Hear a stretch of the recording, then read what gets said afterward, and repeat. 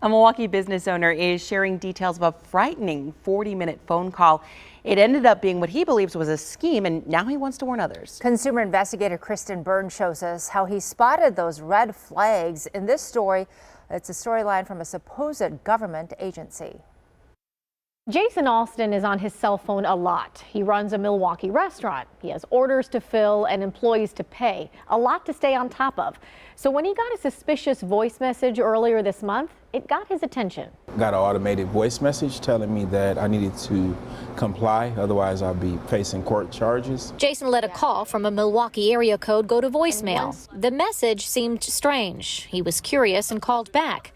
He says a man answered claiming to be with the Social Security Administration. I'm like, okay, what happened? And he's like, well, somebody opened up 15 to 20 different banking accounts in Texas. Under your name? Yep, under my name, and they have been wiring money to El Paso. He says the story was elaborate. It centered around how Jason was a victim of fraud and sounded like a movie plot. Jason is the owner of Heaven's Table Barbecue restaurant, which piqued the caller's interest. He's like, well, how much is in each account in your bank? And I'm like, why do you want to know that? He's like, we just want to make sure we don't take your money and involve it with what's going on with the people who may be, frauding you. And so, which makes no sense. Yeah. Jason says he started to see more holes in the story when the caller said the local sheriff would be in touch. You see, Jason knows Milwaukee County Sheriff Ernell Lucas personally. And I'm like, wait a minute, I've served you guys lunch before.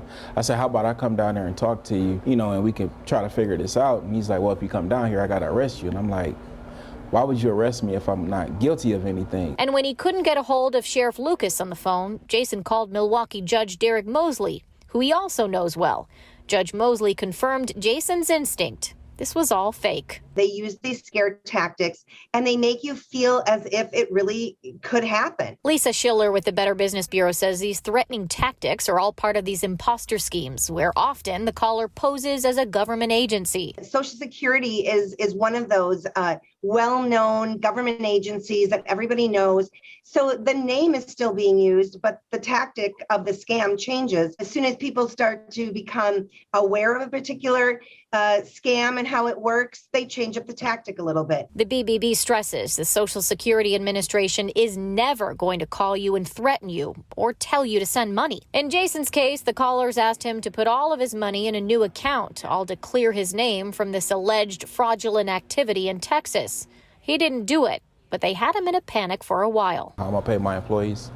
How I'm going to get product? How am I do I have to close my doors? Like, it's just... So you literally went down that rabbit hole. In 45 minutes. Wow. Jason can laugh about it now, but going through it, he now understands why someone may fall for this. It continues to be a top scheme reported to federal agencies.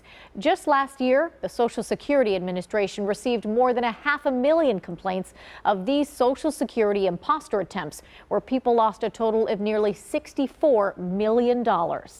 I'm consumer investigator Kristen Byrne. Well, as you saw in Kristen's story, these con artists sometimes use your local area code to trick you into answering the phone.